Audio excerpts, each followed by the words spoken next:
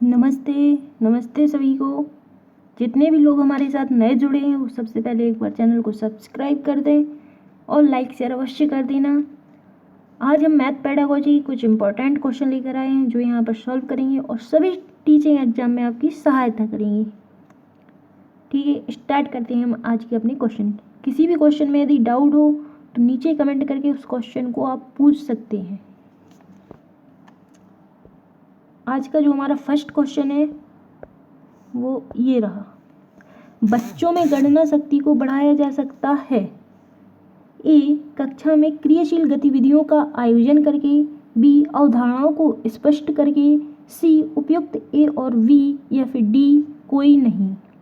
तो कक्षा में गणना शक्ति को यदि आपको बढ़ाना है तो किस माध्यम से जो है गणना शक्ति का विकास कर सकते हैं। क्रियाशील गतिविधि का यदि कक्षा में आयोजन करेंगे तो इससे भी क्या होगा, बालक की गणना शक्ति का विकास होगा। अवधारणाओं को स्पष्ट करेंगे तो इससे भी क्या होगा, विकास होगा। यानी जो हमारा ऑप्शन सी है, ए और बी दोनों यही हमारे क्या होंगे, आंसर होंगे। दोनों पॉइंट कैसे हैं, क्योंकि पॉजिटिव है। आगे बढ़ते हैं अगले क्वेश्चन पर।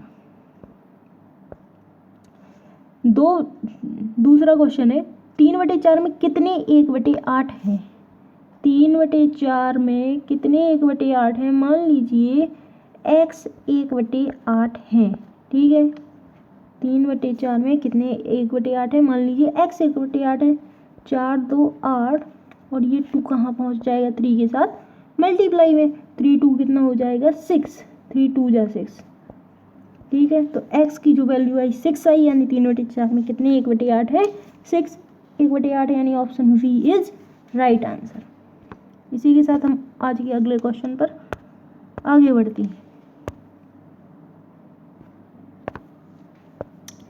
कक्षा 4 की गणित की शिक्षिका ने बच्चों को 2 गतिविधियां करने को कहा है। कक्षा 4 की एक गणित की शिक्षिका है, टीचर हैं, उन्होंने बच्चों को 2 गतिविधियां करने को कहा है। कौन कौन सी। पहला तो फर्श पर चौक से गोला बनाओ। उन्होंने कहा कि आप फर्श पर चौक से गोला बनाइए। दूसरा कहा है अपनी अपनी कॉपियों में पेंसिल से गोला बनाओ।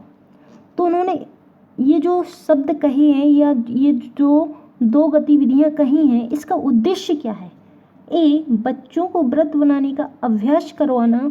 बी, बच्चों को मुक्त हस्त से वृत्त बनाने का अवसर प्रदान करना।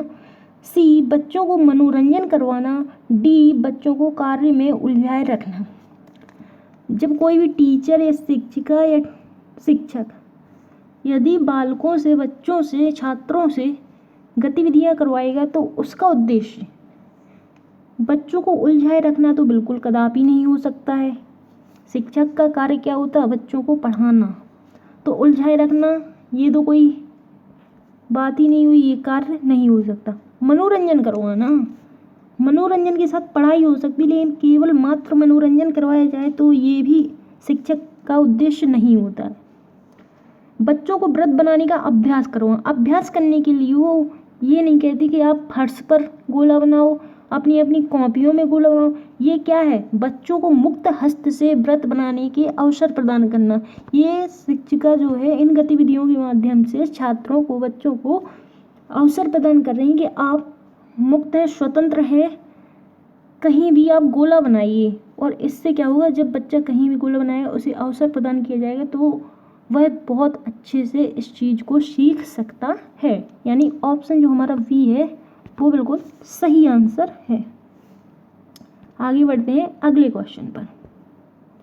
वर्तमान समय में गणित शिक्षा का आकार है। ए, तकुआकार। बी, गोलीय। सी, त्रिकोणीय या डी, चतुर्भुजीय। तो जो वर्तमान समय में गणित शिक्षा का आकार है वो कौन सा है, बताइए जल्दी से, कौन सा होगा। होगा हमारा ऑप्शन ए, कौन सा, तकुआकार। Option A is a right answer. वर्तमान समय में गणित शिक्षा का आकार, जो गणित वो कैसी है, अमूर्त है, निराकार है, इसका कोई आकार ही नहीं है। Option A is right answer. अगला क्वेश्चन है दैनिक जीवन की समस्याओं को हल करने के लिए ... और डॉट डॉट के उपयोग पर जोर दिया जाना चाहिए। किस किस के उपयोग पर जोर दिया जाना चाहिए? दैनिक जीवन में।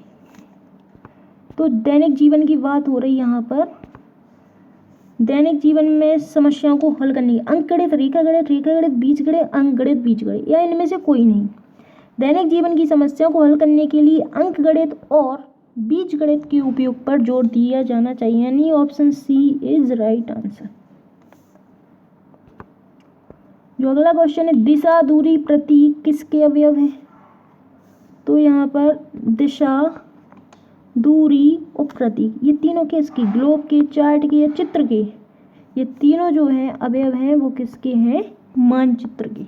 मानचित्र में दिशा होती है, दूरी और प्रतीक तीनों चीजें होती हैं, यानी option A is right answer. अगला क्वेश्चन है, एक अच्छे परीक्षण की निम्न विशेषताएं होती है। एक अच्छा परीक्षण वही होता है जिसमें ये विशेषताएं दी हो। कौन कौन सी? वैधता, विश्वसनीयता, वस्तुनिष्ठता और व्यवहारिकता। ठीक, ये तो हो गई क्या विशेषता एक अच्छे परीक्षण की यहाँ तक। अब क्वेश्चन क्या है यहाँ से सुनना, वस्तुनिष्ठता से क्या तात्पर्य है ये बताना है। पुस्तकीय ज्ञान का मूल्यांकन होता है, व्यवहारिक ज्ञान का मूल्यांकन होता है, विषय वस्तु की तथ्यता का आकलन होता है, अधिगम के उद्देश्यों की पूर्ति होती है। अब वस्तुनिष्ठता से क्या होता है ये बताना है। तो देखो, अधिगम के उद्देश्यों की पूर्ति तो नहीं होती, सीखने के उद्देश्य, विषय वस्तु की तथ्यता का आकलन भी नहीं होता, पुस्तकीय ज्ञान का मूल्यांकन भी नहीं होता। इससे क्या होता है? व्यवहारिक ज्ञान का मूल्यांकन होता। कोई भी बड़े से बड़ा एग्जाम देती है उसमें भी वस्तुनिष्ठ प्रश्न को ही रखा जाता है। क्यों? क्योंकि वस्तुनिष्ठ प्रश्नों को सबसे अच्छा सर्वोपरि माना गया है। इससे व्यवहारिक ज्ञान का मूल्यांकन होता है, इसलिए option B is right answer. आगे बढ़ते हैं अगले क्वेश्चन पर। गणित का सामान्य अर्थ है। गणित का सामान्य अर्थ क्या है? गणित का ज्ञान, गणित की परख, गणित का विज्ञान, गणित की अभ्यास। गणित का ज्ञान होना, परख होना, अभ्यास करना, ये तो हो ही नहीं सकते। गणित का विज्ञान ही गणित का सामान्य अर्थ है, यानी option B is right answer. इसी के साथ आगे बढ़ते हैं अगले क्वेश्चन पर। निम्न में से किसने कहा कि गणित सभी विज्ञानों का सिंह द्वार एवं कुंजी है? ये बहुत इंपॉर्टेंट डेफिनेशन है, लगभग सभी एग्जाम में आती है मैथ की, और मैथ की सबसे ज़्यादा इंपॉर्टेंट डेफिनेशन है ये। अभी एमपी टेट वर्ग 2 हुआ था, उसमें भी पूछी गई थी।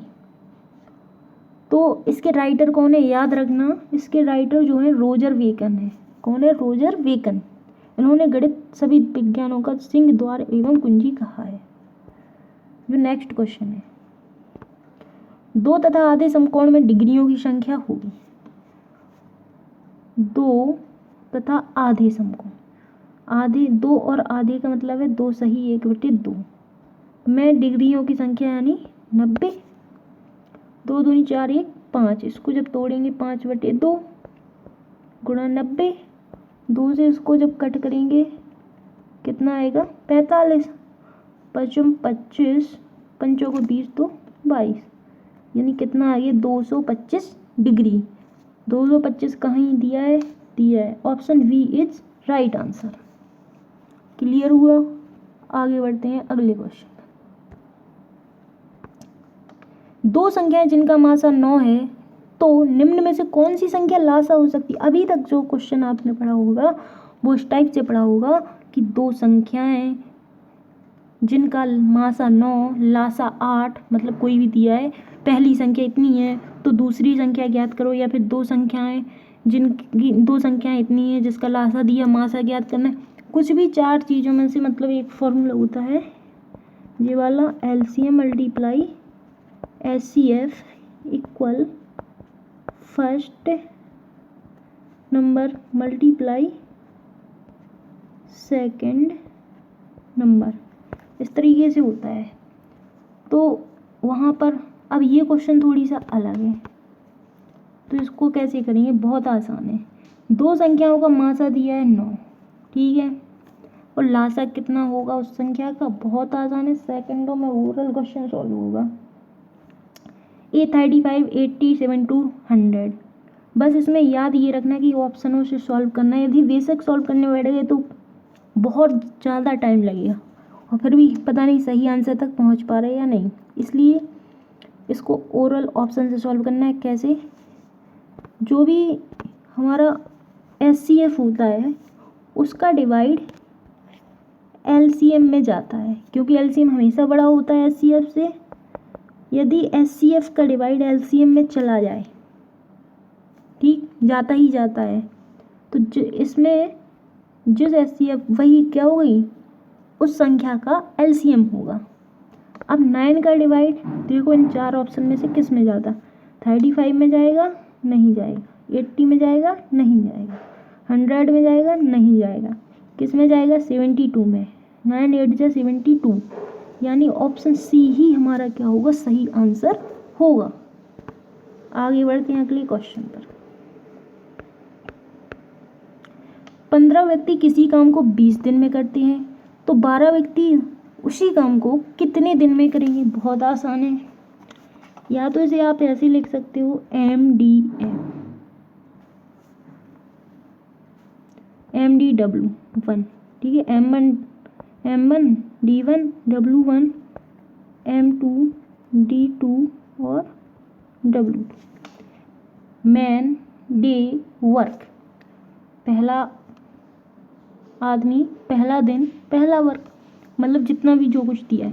अब देखो 15 व्यक्ति किसी काम को, मान लीजिए काम 1 है, कितने दिन में करते हैं? 20 दिन में करते हैं। 12 व्यक्ति किसी काम, उसी काम को, काम कितना था? 1, कितने दिन में करेंगे? हमें दिन क्या करना है? निकालना है, D2 फाइंड करना है, ठीक है। अब अपन यहाँ पे कट करेंगे किससे? 3 5 जा 15, 3 4 जा 12 और 4 5 जा 20। अब यहाँ पे कुछ नहीं बचा, कहीं कुछ नहीं कटेगा, और 5 5 जा कितना होता? 25। तो ये हमारा जो आया वो क्या आया? D2 आया। यानी कितने दिन में वह कार्य करेगा? 25 दिन में, ठीक। यानी ऑप्शन ए जो है वो सही आंसर होगा। आगे बढ़ते हैं अगले क्वेश्चन पर। 5 फुट और 9 इंच में कुल कितने इंच होंगे? 5 फुट और 9 इंच में कुल कितने इंच होंगे? ठीक है। अब यहाँ पर हमें सबसे पहले तो क्या पता होना चाहिए, 1 फुट में कितने इंच होते हैं? 1 फुट में